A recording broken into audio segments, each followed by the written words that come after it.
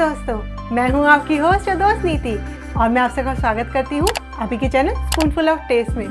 दोस्तों, दिवाली और भाई दूज के इस अवसर पर मैं आपके लिए लेके आई हूं ब्रेड से बनने वाली एक बहुत ही टेस्टी और इजी डिश जिसका नाम मैंने रखा है फ्यूजन टुकड़ा। लेकिन अगर आपको लगता है इसका नाम कुछ और होना चाहिए तो मुझे कमेंट सेक्शन में लिख के ज़रूर बताइएगा। और अगर आपको ये वीडियो अच्छी लगे तो मेरे इस चैनल को सब्सक्राइब करना ना भूलें ताकि आप नई से नई डिशेस इस चैनल पे देख सकें।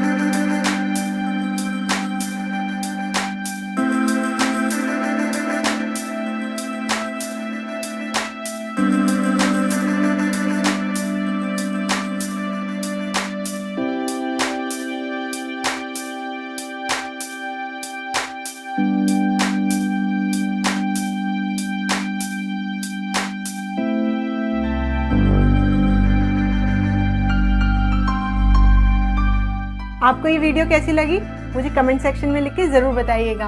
और अगर आपको ये वीडियो अच्छी लगी हो तो इसे लाइक करना, मेरे इस चैनल को सब्सक्राइब करना ना भूलें और एक बेल का जो बटन है उसे भी क्लिक करना ना भूलें ताकि आप कभी भी कोई भी नई रेसिपी मिस ना करें।